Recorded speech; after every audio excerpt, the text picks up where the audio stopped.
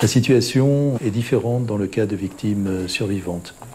Il reste des cicatrices. Il peut y avoir une grossesse qui a suivi le viol. Il peut y avoir eu transmission d'une maladie sexuellement transmissible, parfois très grave. Et puis il reste tout ce qui est traces ou séquelles psychologiques.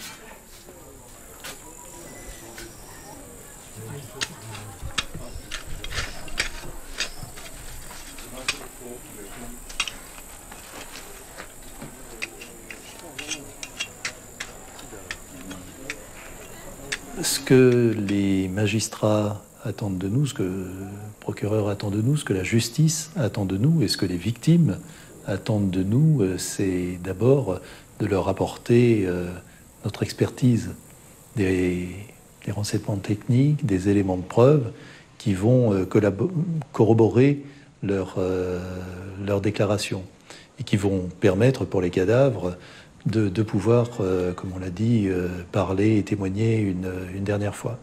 Donc c'est vrai que cet aspect technique est au premier plan parce que la justice n'attend pas de nous des états d'âme. Ils attendent qu'on fasse notre travail et donc qu'on apporte notre contribution d'expert. Ceci étant, on ne peut pas faire abstraction de tout ce que ça représente. On ne peut pas penser aux histoires de ces personnes, on ne peut pas penser à leurs derniers instants. Et c'est vrai que quelquefois ça peut être lourd à supporter parce que en matière de crimes de guerre, de génocide, de crimes contre l'humanité, l'imagination humaine, et là, c'est sans limite. Et le nombre ajoute encore, le nombre des victimes ajoute encore à l'horreur. Mais, ceci étant, mes collègues et moi, mes confrères et moi, nous sommes là pour faire notre travail et du mieux qu'on le peut. So now I'll take you back to the event, which is the reason why we normally meet you and meet others. But I'll not bother you with the details. I only want to know what happened to you then, or what you can remember. When they came to my house, they were free. So while two of them were standing on my husband with their gun to threaten him, one was sleeping with me.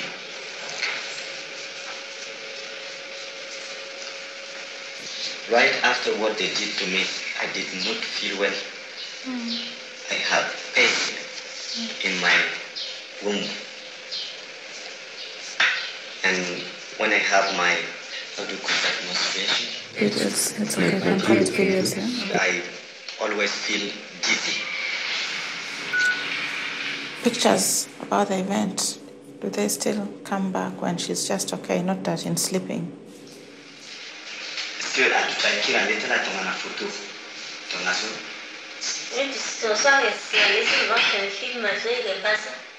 Yes. Sometimes when I'm sitting down, I can have the feeling back in my mind.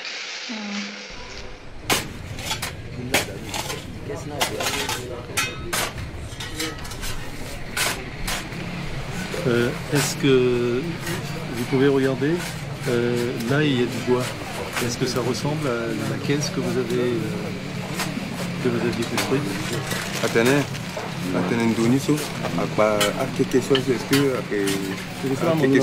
Non, mais actuellement, d'une quoi?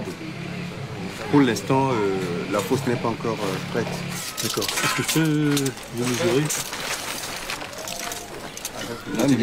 Complet. Ok, et c'était jusqu'où à la tête? En litre, Merci beaucoup.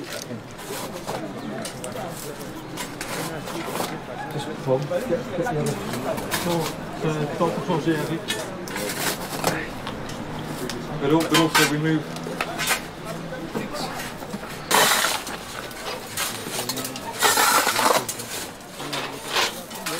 So be prudent. Try to put the feet on each side of the coffin.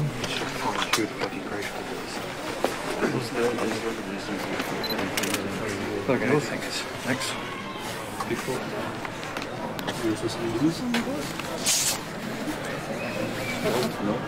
Il faut stopper maintenant et puis enregistrer.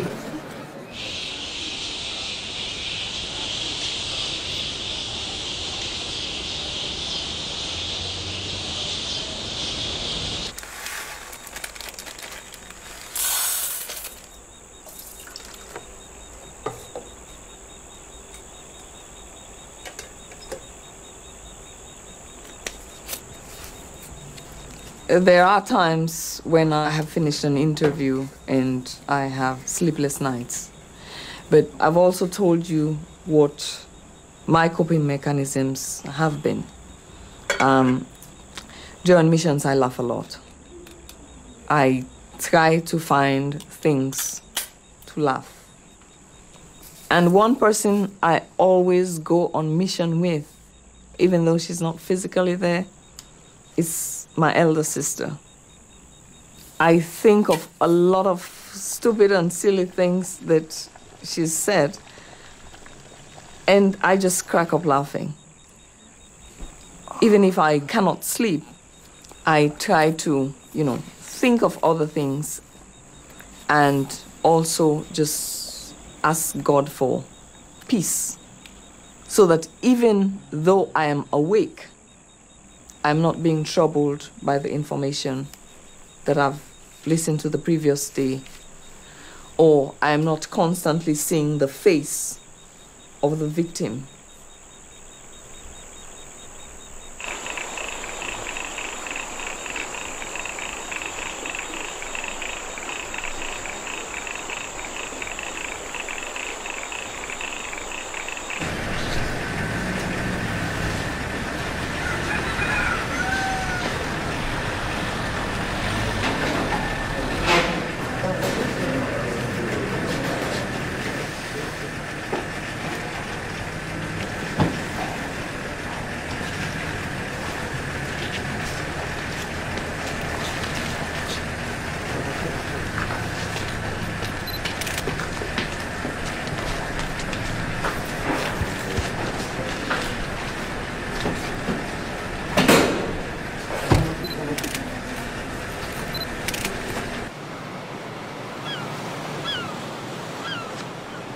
I remember that I was actually in front of your camera, jumping in your shot.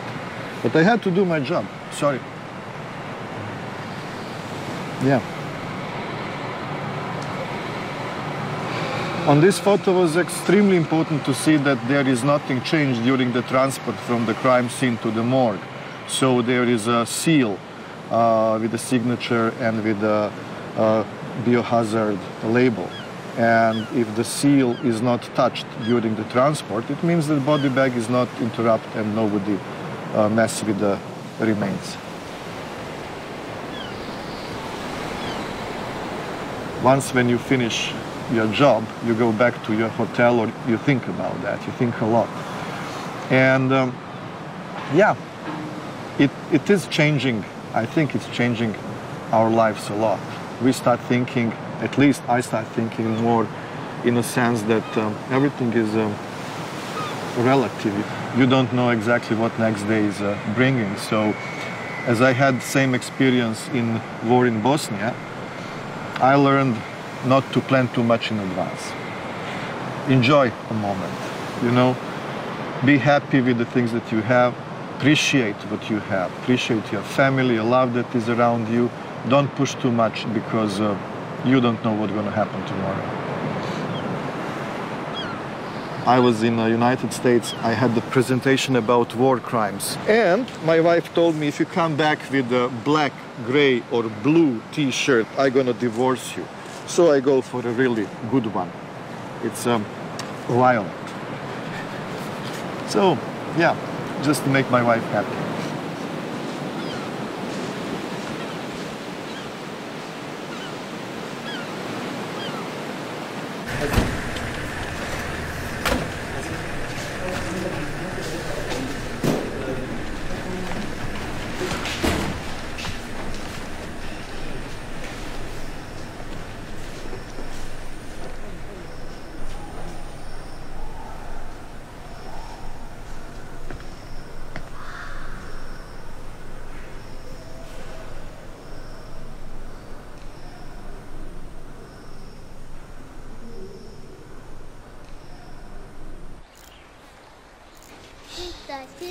Wali azaye munambiape zibechi munandomi zana modomoyo zadama istamupama es zadama istamupama es itachimbichi wali azaye munambiape zibechi munandomi zana modomoyo zadama istamupama es azaye istamupama es itachimbichi wali azaye munambiape zibechi munandombi zana modomoyo gondaye gandangandaye asangondaka asangondagi gondachika chigi asupuraki supu aminga kuroni merenge chidu zero be konna sede mupoko shabenge abenge laki bengero.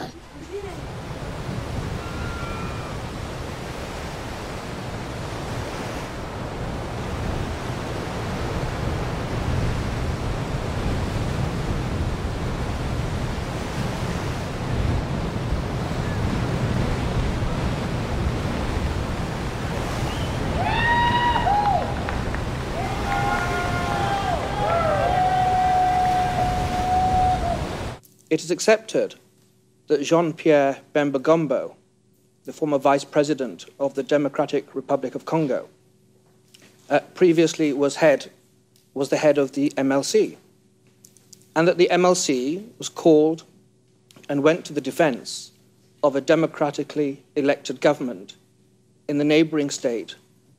Now, Your Honours, this procedure is not unknown in international law. It's very common that sending states, the United Kingdom, the United States, all members of the United Nations, send troops to wear blue helmets. When that happens, those individuals, Your Honour, are under the command of the United Nations. And if an operation is illegal, if crimes are committed, the sending state does not have responsibility. This is a very novel proposition, in my respectful submission, and it is one devoid of merit. Ce témoin précise que lors de son unique rencontre avec les soldats en République centrafricaine, M. Bemba leur a parlé sur 2 points. Premier point, sur la discipline à respecter. Ce témoin précise que les MLC ne prenaient pas un risque en mettant à la disposition de la République centrafricaine des militaires qui étaient bien formés, qui avaient connaissance des règles en matière de respect du droit international humanitaire. Le Code de bonne conduite était l'ouvrage de référence pour les soldats au combat, dans les milieux de soldats congolais du MLC, comme il en est de la Bible. Admettons un seul instant, admettons-le. Admettons que les crimes aient eu lieu. Admettons que M. Bemba le savait. La question restera toujours posée, est-ce qu'il en est responsable? Comment, dès l'instant où le procureur reconnaît que c'est pour défendre un État souverain agressé que les troupes de Bemba ont fait leur entrée, comment peut-il criminaliser ce fait? Comment peut-il criminaliser le droit à l'autodéfense?